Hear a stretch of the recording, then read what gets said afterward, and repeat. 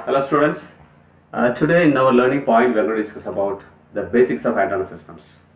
So in this basics we are going to discuss about what are the electromagnetic spectrums available and their wavelength and their corresponding applications and what is the size of the waves. So all those things we will cover in this electromagnetic spectrums. And in the same case we are going to discuss about the microwave frequency band classifications. The second part is what is an antenna, that is the proper definition of antenna we will discuss here. The third one is why antennas, what is the need of antennas for our communication systems. The fourth one is what are the antenna parameters are available, then how to measure those antenna parameters. So these are the four major parts we are going to discuss in this today topic. And what are the objectives of the subject? What is the main objectives? The first objective is we should make the students to understand the basic concept of antenna as well as the microsystems. So here we are going to cover, the first part is antennas, the second part is microsystem designs. So we should make them to understand what are the basic principles, concepts behind antenna as well as microsystem designs.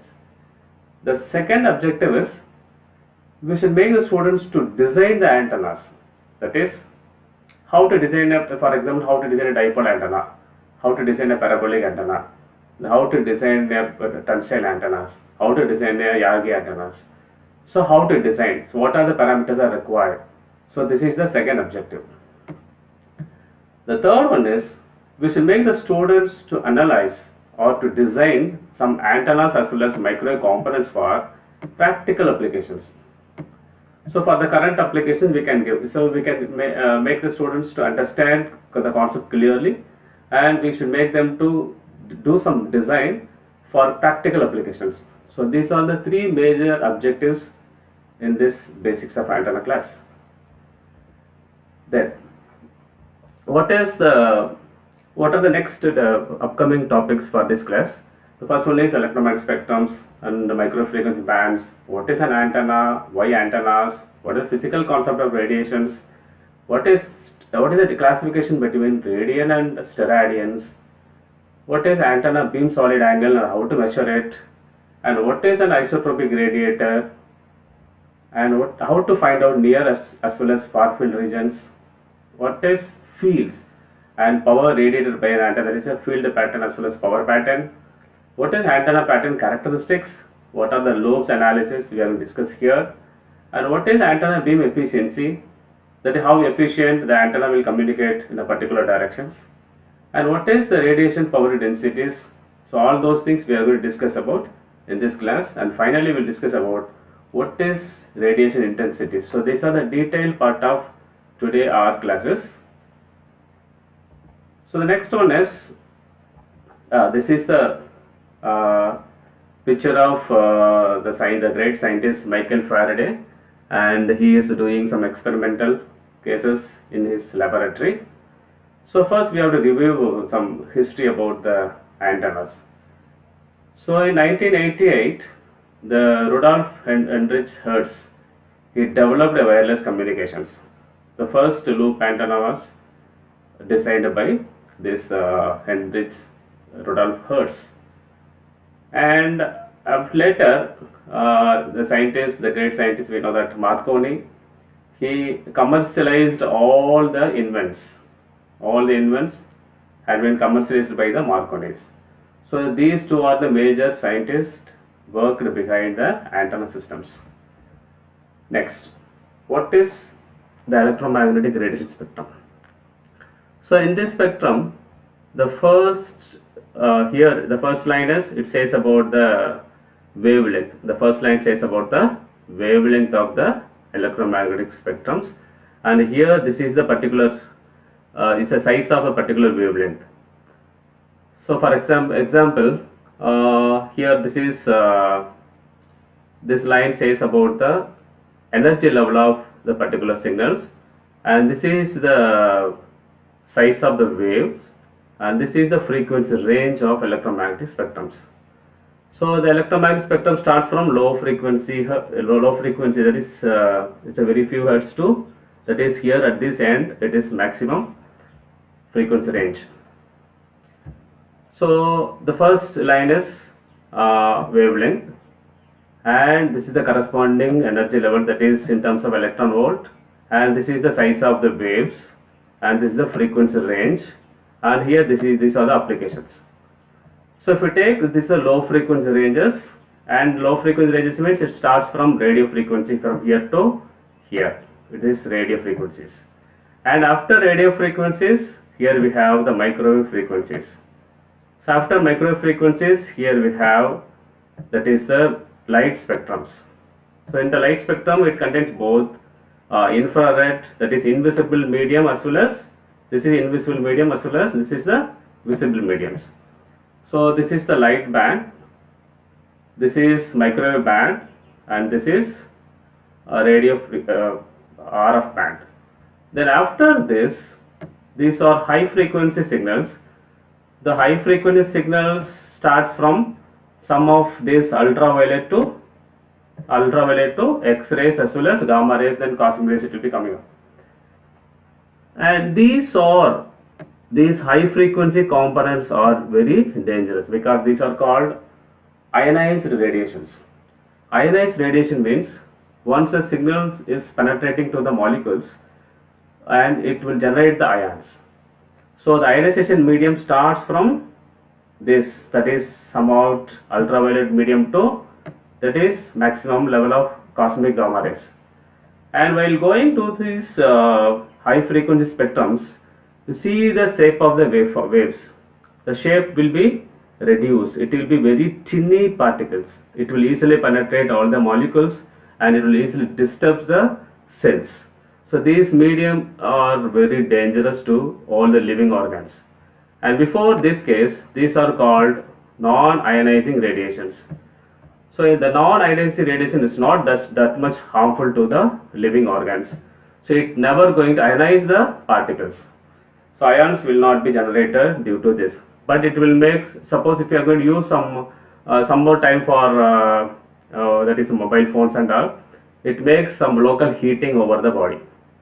So, but it is not that much harmful when we compare with these ionizing radiations. And this is the corresponding wavelength. So for the low frequency signals, the wavelength will be very, very high. That is, we can say that lambda is equal to C by F. That is the relation between wavelength to the frequency component. Lambda is equal to C by F. So C is the velocity of light, F is frequency, lambda is wavelength of the signal. So if F is less, then lambda will be very high. If F is greater, then lambda value will be very, very less. So towards this, the frequency range will be very high, and the wavelength will be reduced this much. So the shape of the signal will be, that is within the range of atomic structures. So from this we can understand what is the shape of the corresponding waves. It is very tiny particles, because the wave is very much reduced. Why? Because the frequency is inversely proportional to the wavelength of the signals. And these are the applications. So these are the low frequency applications, and these are the microwave applications. These are the applications of light mediums, and these are the applications of high frequency components. So these are the applications of will be used in mostly medical image processing, most of the cases. So next part we will discuss in detail about the electromagnetic spectrums. So this is the range of radio waves. It starts from here to here. So this is the first part is completely radio waves. The second part is the radio waves, and from this point to this, that is from exactly 3 gigahertz to 300 gigahertz, it's the range of frequency of microwaves. So what is the main classification of radio waves as well as microwaves? So what is the radio waves? Radio waves nothing but the radio term refers radiations. When a wave starts radiating, that is when a wave starts escaping from the conductor to outer surface, that is called as radio waves. What is the microwaves? Microwaves also we can say that radio waves, but whose shape is very, very small, or we can say that the micro refers, it is tiny. So micro refers very thin. That is a smaller wave. The signal which has very smaller wavelength, then this is called as microwaves. Yes. So micro refers as a small part, or it's a small cases. So the wave which contains very smaller wavelength, that is called as microwaves. So in our subject we are going to discuss about the basic concepts of antenna systems as well as microwaves. So we are going to select in this particular medium of radio wave to this microwaves. Then after that we have infrared radiations, that is already we discussed about the visible mediums, and these are the high frequency signals. The next slide we are going to discuss about what are the micro frequency band classifications and their particular applications. So the first one is L band. So L band signal starts from 1 to 2 gigahertz, that is very low frequencies. And then we have S band classification, starts from 2 to 4 gigahertz, and these are the corresponding applications. The third one is the C band. C band starts from 4 gigahertz to 8 gigahertz. So this is the corresponding wavelength of the signals. This is used for long distance radio communication. So nowadays we are using for our commercial applications, we are using these C band frequency cases. So this band we are using for our commercial applications nowadays at present. And then we have X band and KU band and K band and Ka band, and these frequency ranges are used in defense purpose. Right. So these are the further classifications of microwave signals, and it's going up to 2.7 millimeter to 1.8 millimeter. Such a very tiny particle of microwaves. These are widely used in radio astronomy and millimeter wave scanners. So this is the main classifications of microwave frequency bands and their applications. The next slides we are going to discuss about why antennas, or what is the need of an antennas. So what is the need? Have you heard the word about antennas? Yes. So every day we are hearing the words antennas, we are seeing antennas in and around of us. While traveling to college or wherever you go, you can see there are several antennas are mounted over the towers. So what is an antenna and what is the use? Suppose if any two persons are communicating each other with closer distance, and there is no need of further equipment to enhance their communication systems. There is no need. It is not necessary. Suppose if the distance is very shorter and there is no need of any element or any other systems to enhance their communication part. But at the same time, if the two persons are separated apart from some distance, that is if a few kilometers or few meters, then there is a need of wired communications. So if the distance is far away from each person, so that is very long distance in kilometers to some other, that is for example from one state to another state, one district to another district, or one country to another country, or global level communications, the wired communications makes failure because we cannot erect the wire throughout the global levels. That's what we are failing to communicate from one to other persons. So in the particular cases, suppose if the 2 points are separated far away from each other, then we need an antenna to enhance our communications. The antenna is going to couple the two persons electromagnetically in free space. So that's what we need an antenna. So antenna is an element which is going to couple electromagnetically between transmitter as well as receiver. So mainly in free space communications, the antenna is widely used. So these are the different types of antennas we are going to analyze one by one in the upcoming classes. Next, what is the proper definition of antennas? So generally these are the bioantennas. We know that this is the antennas are used in snails. So it's going to sense some objects while moving towards some other places. Based on this signal, whatever is sensed from these two antennas, the snail will change their particular path. So what is the purpose of these two antennas? It's going to sense the object. And for the butterflies, so these are the antennas. These are called as bioantennas. The main purpose is going to sense the object. So what is an antenna? How to define an antenna properly? It is a small piece. It may be a metal or dielectric. So we can say that some conducting material. So it is a conducting material which senses electromagnetic signals. It may be any shape. It may be any shape. The shape may be based on the applications, right? Then another way how to define the antenna may be a source. So antenna will act as a source in the receiver, or the antenna may be a radiator for a transmitter. So in the receiver part, the antenna will act as a source because the antenna will receive the signal from free space and it will communicate to enhance the to extract the signals. Then it will act as a radiator. So in the radiator part, it is nothing but it's a transmitter, right? So the antenna will act as source as well as radiator in a communication systems. It is going to communicate electromagnetic waves. Then third one is the antenna will act as a sensor because it senses electromagnetic signals in the free space. Then fourth way we can say that the antenna is a transducer because the antenna converts the electrical energy into electromagnetic energy or the electromagnetic energy into electrical energy. So in the transmitter part, the antenna will convert electrical signal into electromagnetic signals. The receiver part, the antenna will convert the electromagnetic signal into electrical signal. So here the energy conversion is done. So we can say that the antenna is called as transducers. The antenna is an impedance matching device. It is very, very important. Impedance matching is a parameter that is very much important in any communication systems. So what is the need of impedance matching? The impedance matching is mainly used to enhance the communications or to deliver a maximum power to the receiver part or to transmitter part. So that's what the impedance matching is used. So antenna is a very good impedance matching device.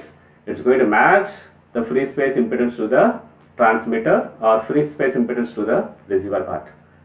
And another way we can say that it is a coupler because it's going to couple generator and space or space to generators, right? So these are the multiple ways we can define an antenna. So generally the antenna is a sensors, the transducers, it is a receiver, a transmitters, it is impedance matching devices, it is a small piece of element which senses electromagnetic signals. So next we will discuss about the basic physical concept of radiations. And see this. This is a small piece of conductor. So this is a small piece of conductor. If we pass a low frequency signals or DC signals, the signal will pass over the conductor at the central part of the conductor. So signal will be passed over this conductor without any disturbance. So charge will be uniformly distributed throughout the cross-sectional areas. There is no part of radiations. At the same time, the frequency ranges increase beyond some level. What is happening? The signal will not move towards the central part. Otherwise, the signal will escape from inner part to outer part. So it will escape, or that is, it will try to move from inner element to the outer conductor of the surface. So the charges will pass over the outer conductors. So what is this effect is called? It is happening when frequency increases. So if Fs increases, the signal does not pass over the conductor, center part of the conductor. Instead of that, it will pass surrounding the conductor. This effect is called as skin effect. So this is the basic principle of the radiation part. So that's why the wires will not be used for high frequency applications. That's what we are using waveguides. So right. So wires are replaced by waveguides because of this reason. So when Fs increases, the signal will pass around the conductor. That's what wires will not be used. Wires does not carry the information in the center part. So at the center medium, your impedance state will be very high. Set not value will be increased. So if the impedance is increased, then there is no part of charge coupling. So we are going for it's a basic principle of radiations. So that's what we are going for waveguides. So in the other way, what are the different types of radiations in a particular wire, how it is happening. So from this wire configuration of radiation, we can see if the charge is not moving in any medium, the current is not created. That is, if the charge is not moved, then there is no point of current. Then there is no radiation part. If we take a conductive piece, if the charge is not moved anywhere here, then there is no radiation occurs. And if your wire is a straight line, and if the frequency range is very low and there is no radiation part, then how it radiates? Suppose instead of a straight line, if you are going to make a bend like this, that is a curved shape.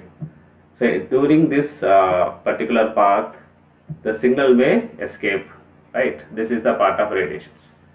And if we take any two different dimension of wires, if we join these together, and at these junctions there is some escaping of the information, that is called the another part of radiations.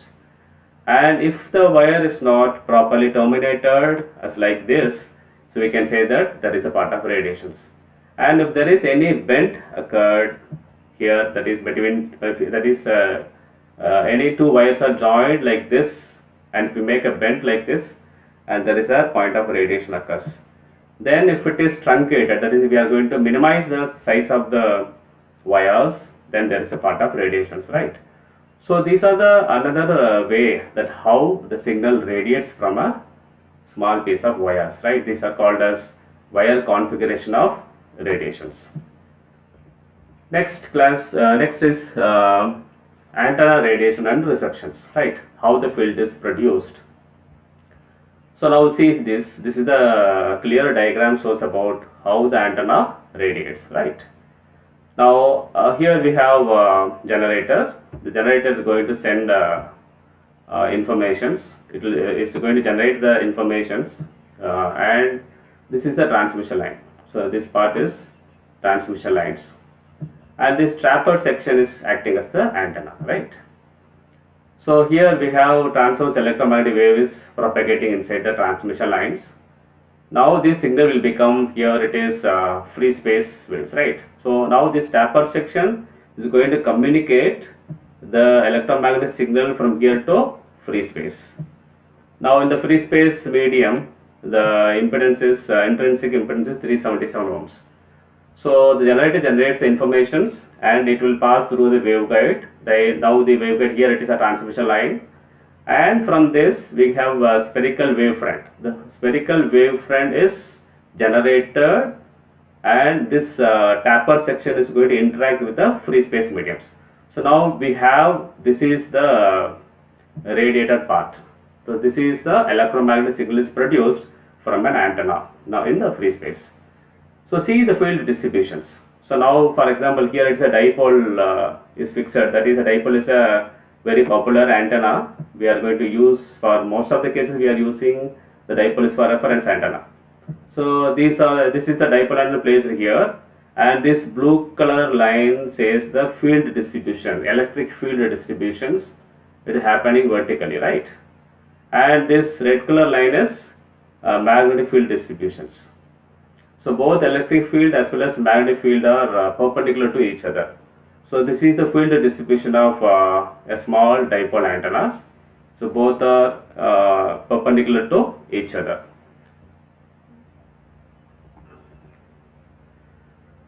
So what are the points from this antenna part? The power fed to an antenna from a signal source is radiated into free space as electromagnetic waves. The reverse is also true, that is electromagnetic radiations falling on the antenna gets converted to power and is available at the antenna terminal, which can be delivered to the load, that is in the part of receiver. The third is understanding the radiation properties of an antenna is equivalent to knowing its receiving properties. That is very, very important. Next, we are going to start about the units and parameters after this, right? So the first one is, what is radian and what is teradian used in antenna measurement? You know very well about what is radian. right? So what is a radian? So radian is a angle measurement for two-dimensional planes. The angle measurement for used in two-dimensional planes. So therefore the total angle of the circle is 2 pi radius. That is a unit measurement. What is steradian? Steradian is the angle measurement in three-dimensional solids, right? Three-dimensional solids. That is if we take a, for example, this is a two-dimensional plane where the angle measurement is done by radians, and this is the three-dimensional planes, that is antennas located here, antennas located here, and suppose we are going to measure the angle from any particular distance, and this is called as three-dimensional solids. So for these three-dimensional solids, how to measure the angle? What is the unit? That unit is called as steradians. So in the solid angle, one steradian is equal to 3283 degrees square degrees. 3283 square degrees. For a sphere, it will be 41,253 square degrees, because for a sphere, the total steradian is 4 pi. So we have to multiply with this, we will get 41,253 square degrees. So this is the value of one steradian for a sphere. So what is antenna beam solid angle? That is, just now we have discussed. This is the practical radiation patterns. Suppose antenna is located here, antenna is located here, here antenna is located, and towards this direction the antenna radiates maximum power, and these are the side lobes.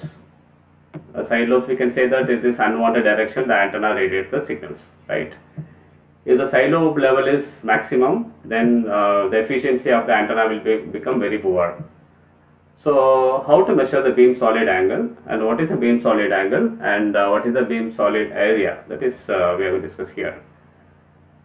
Suppose we are going to take this particular point, the how to find out the area. So the solid angle omega A is defined by beam solid angle. So omega A is equal to double integral over the normalized power. Then if we take the integral over of this sphere, then we will get a solid angle. So d omega is equal to sine theta d theta d pi. So this is derived from this previous case. So suppose if you take the area dA here, so if you are going to measure this particular area of radiations, from any point P from spherical coordinate systems, so this side is taken as r sine theta d pi. It is with respect to pi. This is r d theta. So if you multiply the area of these two, we can get area dA is equal to r squared sine theta d theta d pi. So the sine theta d theta d pi is nothing but d omega, right? The d omega is nothing but solid angle.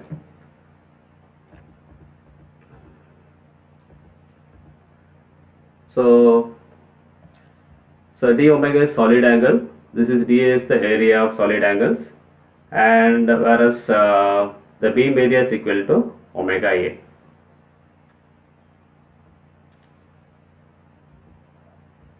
Next, what is an isotropic radiator? Isotropic radiator is nothing but, this is an antenna placed here. The antenna radiates power equally in all directions. See, so the antenna is located at this point and it radiates, that is, it's going to communicate signals uniformly in all directions with equal power, and it is an ideal part. So ideal antennas, or it is a reference antenna is used. So how to measure the power from an isotropic radiator? So the radiated power is Wt, that is the transmitted power. If it is passes through the sphere surface area is 4 pi r squared, then we can measure the radiated power Pr is equal to how much power is transmitted per what is the sphere surface area. So that will be Wt by double integral of r squared sine theta d pi. So this is called as 4 pi r squared. So this is nothing but inverse square law of radiations. So isotopic radiator is the reference antenna. It is going to design the other antennas. Based on this, we are going to design some other upcoming antennas. And what is radiating near and far fields? So in the antenna measurements, the far field region as well as the near field regions are very important. See here, the antenna is located at the center of the circle. Here the antenna is located, and this is the region is called as reactive near field regions, and this is radiating near field regions. The radiating near field region is called as Fresnel zone.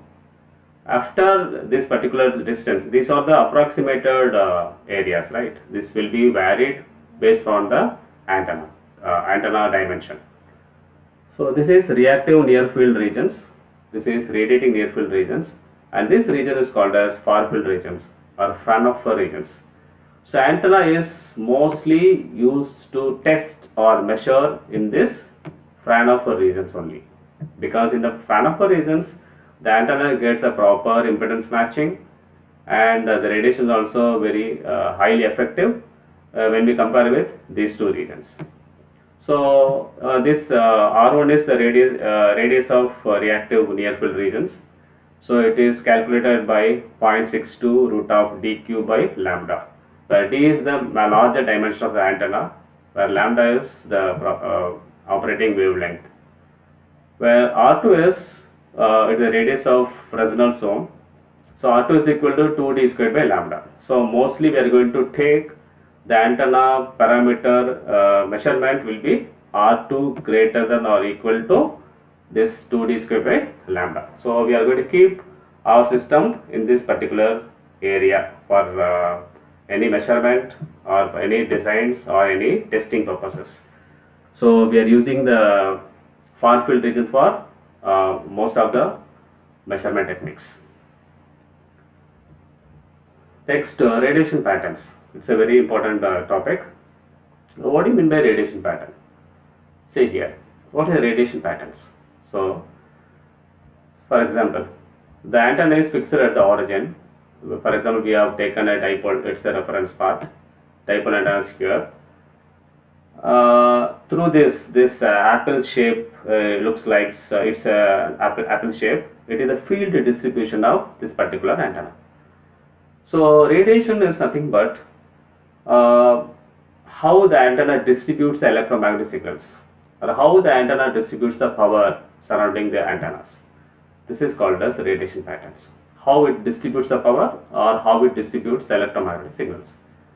So this is the antenna located at the origin of X, Y, Z planes, and if you cut vertical part, that is already I told that if we cut the vertical part, we can get the electric field lines. The electric field lines, it is a shape of 8.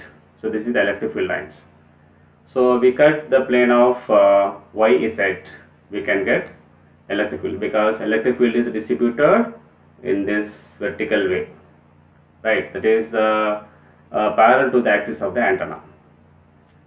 Then how to get magnetic field? So this is the part of magnetic field. So magnetic field is cut over XY plane. So magnetic field is always perpendicular to the direction of electric field, and also we can say that magnetic field distribution is perpendicular to the axis of the dipole antenna, right? So this is H field pattern.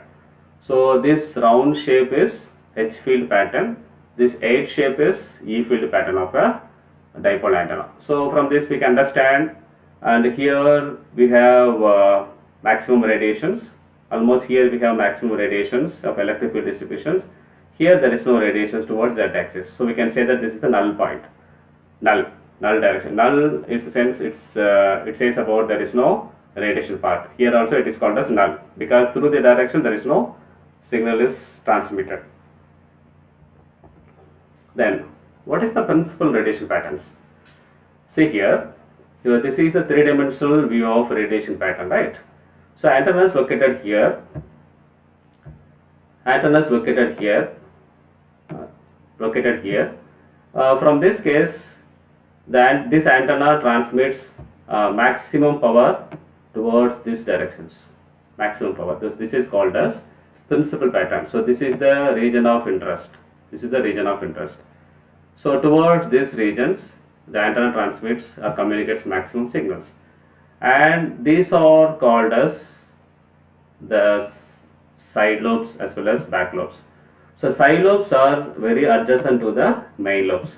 Back lobes are exactly opposite to the main lobe. So this is main lobe and this is back lobe. The back lobe is exactly opposite to the main lobe, right? And these side lobes and back lobes should be minimized as minimum as possible.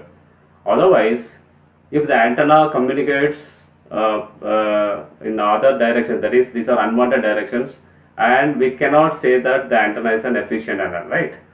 So antenna should communicate only a particular directions if it is a directional antenna. If it is omnidirectional antennas, the antenna should communicate equal power in all the 360 degrees. That is called as omnidirectionals. If it is directional, it should communicate only a particular point. If it is bidirectional, it has to communicate both in forward directions as well as backward directions, right, equally. That is called as bidirectional antenna. So now we are going to discuss about what are the parts in a radiation pattern. So this is called as main lobe, this is called as side lobes, this is called as back lobes. For efficient communication, I said already, these side lobes and back lobes should be minimized if it is directional antenna. So we have to concentrate only in a particular point, particular direction. This is called as principal pattern, right? So this is the major parts of the radiation pattern in a 2 dimension. So this 3 dimension is converted into 2 dimensional part. Now this is the major lobe, these are the minor lobes, and for the major lobes, this first point is half power beamwidth. What is half power beamwidth and what is beamwidth between first nulls, right? So I told that the nulls, so this is the direction of nulls, there is no radiation point, right? So through that the radiation is 0, the antenna does not communicate anything. So this is the null directions, this is the null directions, this is the null directions, this is the null direction, right? So in these null directions, the antenna does not communicate any signals. So through that the radiated power is it's 0. And here we are getting a maximum power, right? So what is half power beamwidth? So it is the angle over which the 50% of maximum power will be communicated here. That is called as half power beamwidth. So as like bandwidth, we can say here bandwidth is the measurement of frequency bands. Beamwidth is the measurement of angle, right? So it is the angle between these 2 points, right? It is the angle over which 50% of maximum power is communicated. So what is the need of this measurement? Suppose this is the transmitter antenna. I am going to locate my receiver antenna. By locating the receiver antenna, if you locate exactly at these particular directions, I can receive a maximum power. So I can move my receiver antenna up to this point, right? And also I can move up to this point, right? So if we locate my receiver antenna within this particular angle, I can measure, I can receive a maximum amount of information. Exactly, I can measure a maximum amount. Instead of that, suppose I am locating my receiver here. What is the directions? Through that there is no power is transmitted, null directions. And also I am going to locate my receiver here. There is no point of reception. It will be very 0, right? Otherwise I am going to locate here. Then here it is very less power will be communicated. So this is the angle measurement. That based on that we should know how to keep our receiver antenna, right? This is called as half power beamwidth. What is beamwidth between first nulls? What is first null? So this is the null of the first null of the adjacent major lobes, right? So this is the null occurs as next immediate to the major lobes called as first nulls. So first null beamwidth is nothing but the angle between the first nulls, right? The first null is occurring between the major lobe to the first side lobe, right? So this is another angle measurement, and this is the detailed diagram of this is 2-dimensional plane, right? right? So this is back lobes. This part is cut into piece like this, and this is coming to here, and this is coming over to here. Then this diagram becomes like this. So this is the major lobe, and these are the side lobes, and these are back lobes. So that's a detailed diagram of this. So from this we can understand that what are the lobes available, what are the desired lobes, what are the undesired lobes, what is the directional antenna pattern, what is the omnidirectional antenna pattern, what is the bidirectional antenna patterns, that and all we have discussed here, right? And what is the significance of the measurement of half power beamwidth, that also we have discussed here, right? So this is the direction, this is undesired directions. Next part is lobes and beamwidths, right? From the lobes and beamwidths, already we discussed, right? What is half power beamwidth, what is beamwidth between fasteners, what is front to back ratio, right? So front to back ratio is the measurement of, it says that how best the antenna communicates a particular directions. So it is a ratio between the major lobe to the back lobes, okay? So suppose it's a directional antenna. So this is the maximum flux density in the major lobe, and this is the flux density in the back lobes. So if we take the ratio between these two cases, and it says the FBR ratio, right? So front to back ratio is more for directional antennas, and front to back ratio is equal to 1 for bidirectional antennas, right? Next, normalized radiation pattern. So how to find out the normalized radiation pattern? So this is our antenna is located at the origin.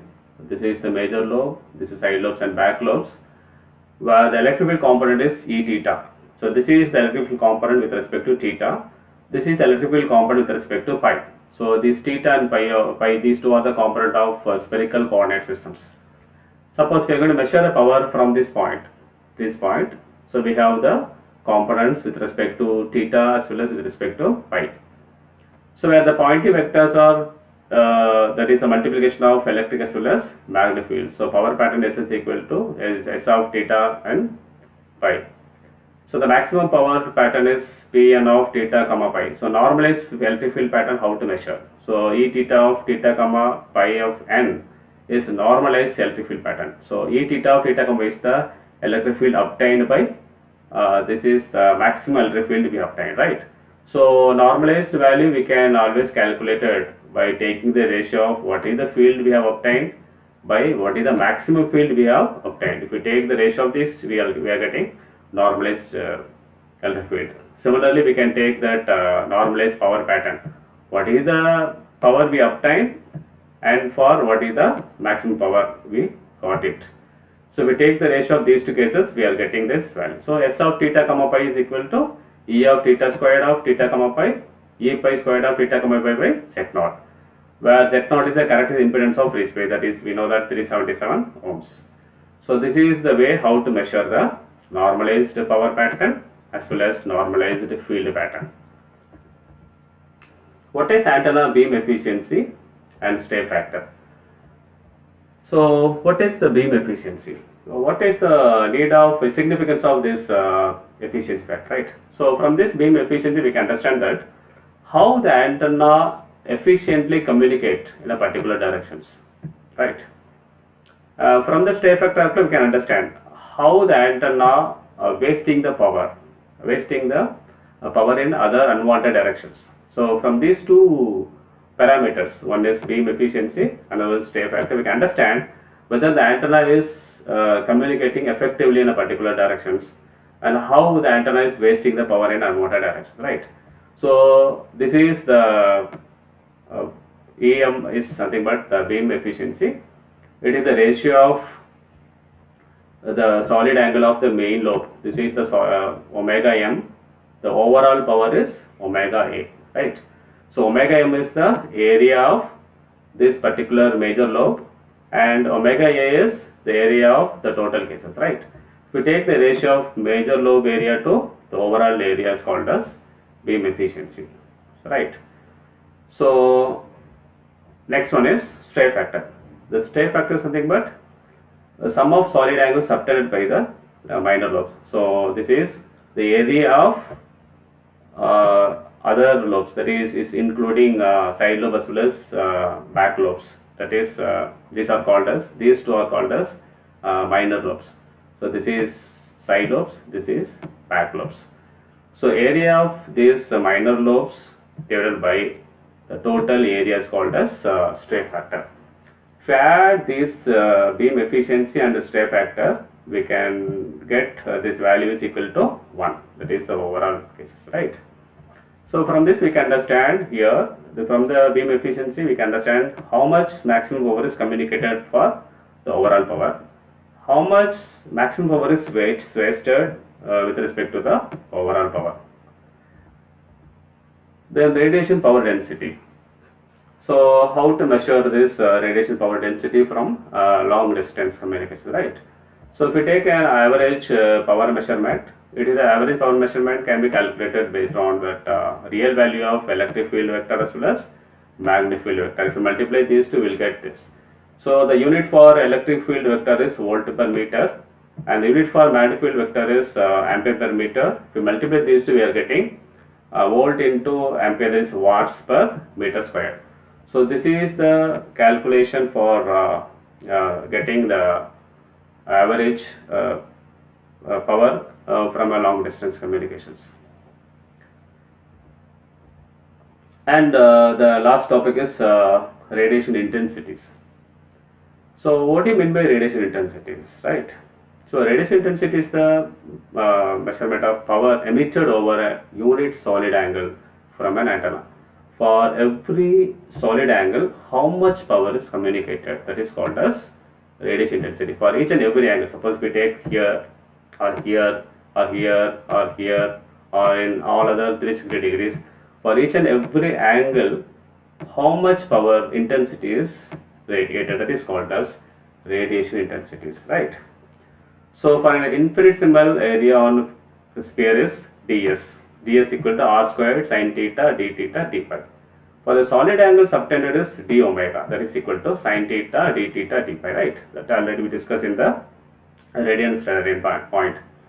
The total angle, solid angle of a sphere is equal to omega is equal to integral of d omega is equal to this, right? We have discussed already, that is equal to 4 pi. The radiation intensity of isotopic radiator is equal to, what is the radiated power by 4 pi, is coming from a sphere, right? So radiation intensity is equal to, what is the infinitesimal power by infinitesimal solid angle, right? So how much power is transmitted per unit solid angle, that is dWr by d omega, that is called as radiation intensity. So what is the power is transmitted per every solid angle, that is called as intensity of radiations. So how much, what is the normalized power pattern, that is Pn of theta comma pi is equal to, what is the radiation intensity per solid angle by what is the maximum radiation intensity per solid angle. So this is the way how to measure the intensity of radiations, right? So finally the intensity of radiation is nothing but for every solid angle how much power is communicated, that is called as radiation intensity, right? And I hope we have discussed some basic concepts of antennas. What is an antenna, what is the need of antenna, what are the parameters, what is the electromagnetic spectrums available, and some few things we have discussed in this part. So yes, if you have any queries, any clarifications, please kindly mail me. I will give a mail information to this video lecture. Thank you.